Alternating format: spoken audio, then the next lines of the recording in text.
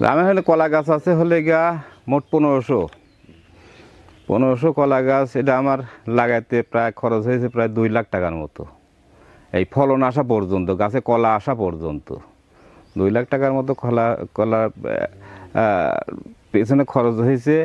তো এটা আমি বিক্রি করে আশা করছি যে 1500 কলা আমি দেখা যাচ্ছে যে যদি 30,000 টাকা সহ বিক্রি করতে পারি, তাও 30,000 করে যদি বিক্রি করতে পারি, আর যদি কোনো প্রাকৃতিক কোনো দুর্যোগ না হয় তাহলে পরে আল্লাহ দিলে পরে দেখা যাচ্ছে প্রায় অর্ধেক পরিমাণে লাভ হওয়ার একটা সম্ভাবনা আছে। হ্যাঁ, এখন প্রাকৃতিক দুর্যোগের কারণে যদি গাছ নষ্ট হয়ে যায় তাহলে পরে তো লস, তা না হলে পরে একটা মোটামুটি ভালোই লাভজনক ফসল, এটা লাভজনক চাষ। একবার লাগালে পরে কলা ন্যূনতম 3 বছর পিট খাওয়া যায়। প্রথম বছর একটু খরচ বেশি হয়, দ্বিতীয় বছরে তো একটু কম, তৃতীয় বছরে তো আর একটু কম, লাভের পরিমাণটা একটু বেশি হয় ওই 2 বারে। আর প্রথমে একটু খরচটা বেশি হয়ে যায়, আর এই পরবর্তীতে 2 বছর দিয়ে ওটা একটু খরচটা কম হয়, একটু লাভটা বেশি হয়।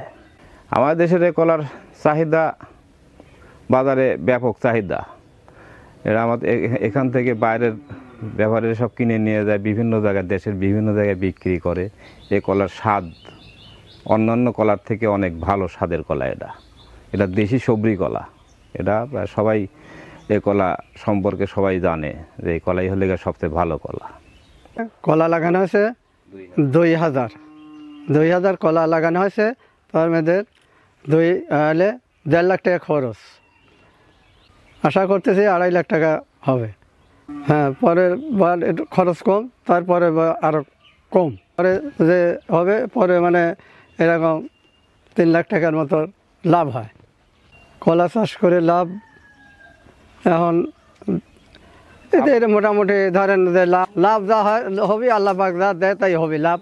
আবহাওয়া ভালো তাহলে ভালোই হয়, আর আবহাওয়া খারাপ হলে তাহলে তো লসই হয়ে যায়, কী করে যাবে।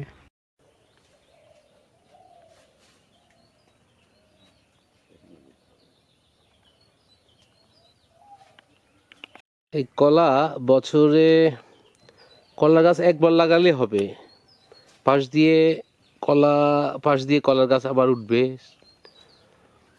এই দেখেন, দেখতে পাচ্ছেন ছোট্ট একটা গাছ উঠে গেছে।